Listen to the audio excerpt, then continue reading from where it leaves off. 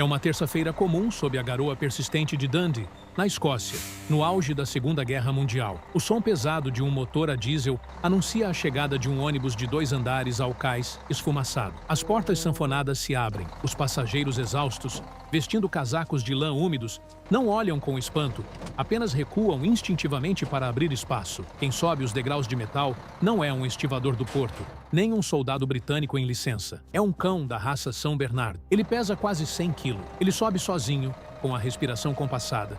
Escolhe um espaço no corredor e se acomoda no chão vibrante do veículo. Preso ao seu pescoço grosso, há um passe de ônibus oficial, devidamente carimbado e pago pelo governo norueguês no exílio. Na guerra marítima, a maior e mais letal batalha diária não é contra torpedos inimigos cruzando a escuridão. É contra a espera, o frio que penetra os ossos e o isolamento enlouquecedor. Para os tripulantes do navio patrulha, Thorodd, cuja pátria havia sido tomada de assalto, a sanidade não era um conceito abstrato. Ela tinha uma âncora física, peluda e imensa. O nome dele era Bamse, e sua função a bordo não era ser um mascote decorativo para fotografias de propaganda. Era ser um lembrete implacável e diário do que significava ser humano em um mundo que havia perdido a humanidade. Para entender o peso da presença de Bamse, é preciso entender o vácuo deixado por 1940. Quando a Noruega caiu sob a rápida ocupação nazista, em abril daquele ano, sua frota naval e mercante enfrentou uma escolha brutal,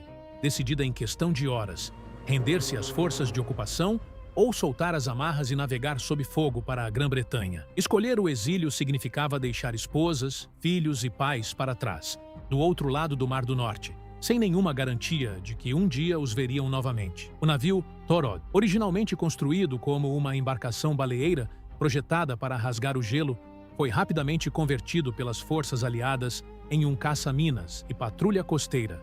A vida a bordo dessa embarcação era um exercício contínuo de claustrofobia e tensão contida. O inimigo raramente oferecia o alívio de um rosto visível. Ele estava invisível, sob a água salgada, na forma de minas magnéticas silenciosas, ou caía do céu noturno em incursões aéreas rápidas. O capitão Erling Hafto trouxe Bamse consigo da Noruega quando a guerra estourou. Inicialmente, ele era apenas um cão de família, um resquício da paz. Mas no exílio, o animal foi inevitavelmente absorvido pelo rigoroso ecossistema militar. Um cão de 100 quilos dentro de um navio de guerra não é uma figura discreta. Ele ocupa espaço. Ele cheira a sal e a pelo molhado. Ele precisa ser alimentado em uma época de racionamento estrito. Em um ambiente de aço frio, onde cada homem engolia em silêncio o luto asfixiante de ter perdido seu país e sua casa, a presença maciça daquele animal, transitando desajeitadamente pelos convéses, oferecia um choque vital de normalidade. Um animal não entende a geopolítica, não compreende o conceito de exílio ou o avanço das tropas do eixo. Ele apenas exige atenção no agora. Ele sente fome agora, ele pede afeto agora. E essa exigência biológica e imediata forçava os homens a saírem de suas espirais de pensamentos sombrios, ancorando-os forçosamente no presente. Com o passar dos meses, Bamse deixou de ser responsabilidade exclusiva do capitão Hafto e tornou-se um membro funcional, quase burocrático, da tripulação do Thorodd. Ele até ganhou um capacete de aço feito sob medida para os momentos de combate aéreo, quando as sirenes soavam nos portos. Mas suas ações mais importantes não eram as de um cão treinado para truques, e sim as de um animal de matilha altamente social, focado em manter a coesão de seu bando fragmentado. O exílio cobrava seu preço psicológico de forma implacável. Em terra, durante as curtas licenças nos portos de Dundee e Montrose, a tensão acumulada ao longo de meses no mar precisava de uma válvula de escape. O álcool era o caminho mais rápido. Nos pubs escoceses enfumaçados, brigas violentas entre marinheiros noruegueses frustrados, traumatizados e saudosos de casa, eram explosões frequentes que a polícia militar lutava para conter. É exatamente aqui que os diários de bordo e os relatos históricos convergem para um comportamento repetitivo e fascinante. Quando os ânimos se exaltavam e os punhos se fechavam nos bares locais, Bamse frequentemente emergia da penumbra e se colocava entre os homens. O cão levantava seus quase 2 metros de altura nas patas traseiras e apoiava as patas dianteiras maciças nos ombros do agressor. Ele não rosnava, ele não mostrava os dentes em sinal de agressão. Ele apenas aplicava o peso formidável do seu corpo e a imobilidade de sua presença física. A briga, invariavelmente, acabava em murmúrios e suspiros de rendição. Como um homem, por mais embrutecido que a guerra o tenha deixado, continua a socar um compatriota com um São Bernardo gigante olhando diretamente em seus olhos? Bamse desarmava a violência, não com força, mas com o peso inegável de sua presença amigável. Sua rotina tornou-se, de fato, uma engrenagem vital da própria disciplina naval em terra. Quando os marinheiros passavam do horário de recolher estipulado pela marinha, o cão executava uma patrulha solitária e metódica. Ele pegava o ônibus local, com seu passe metálico preso à coleira, descia na parada exata da rota dos pubs que a tripulação costumava frequentar, empurrava a porta de madeira e caminhava lentamente de mesa em mesa. Ao parar em silêncio ao lado de um marinheiro do Torod,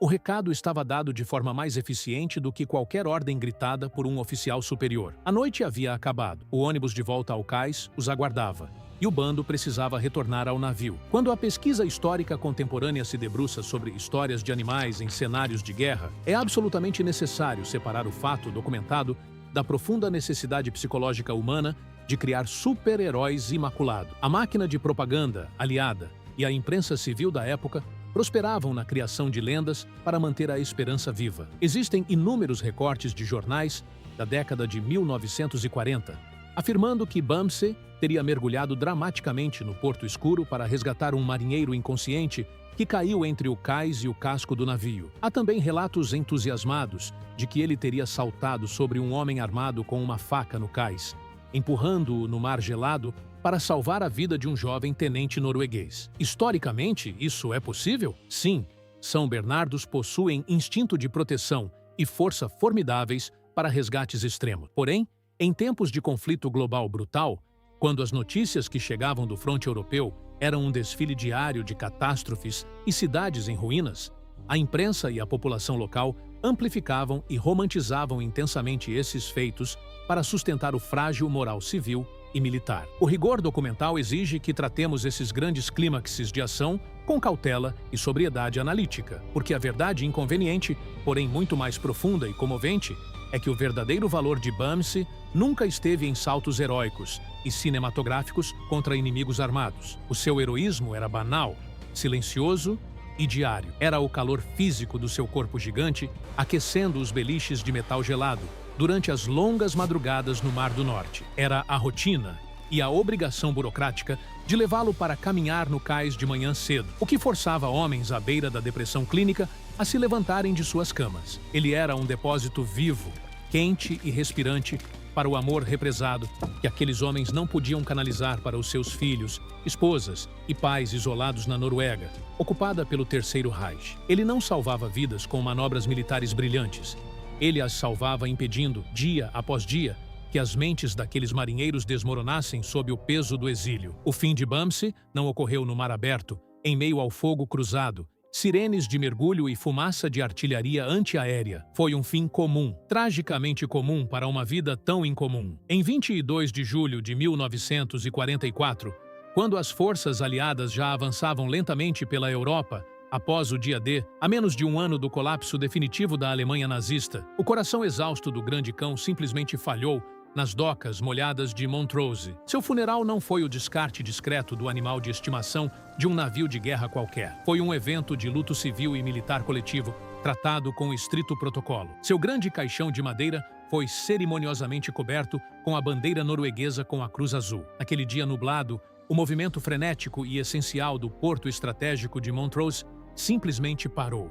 As escolas locais liberaram seus alunos e mais de 800 crianças escocesas caminharam em respeitoso silêncio pelas ruas de pedra atrás do cortejo fúnebre, acompanhando marinheiros noruegueses de rosto fechado, oficiais das forças aliadas e dezenas de lojistas da cidade que haviam se acostumado com o cão de passe livre. A dor petrificada vista nos rostos duros dos tripulantes naquelas poucas fotografias em preto e branco que sobreviveram aos arquivos ia muito além da perda de um animal de estimação formidável. Ao jogar os primeiros punhados de terra sobre o caixão de Bamse, aqueles homens rudes do mar estavam, pela primeira vez em muito tempo, permitindo-se fraquejar e chorar em público. Era o choro contido por quase 3 anos de tensão reprimida, pelas emboscadas noturnas, pelas cartas que nunca chegavam, pelos amigos cujos navios desapareceram debaixo deles no fundo do oceano, pelas casas que deixaram precipitadamente na primavera de 1940. Bamse abriu, com sua morte abrupta, a última válvula de escape emocional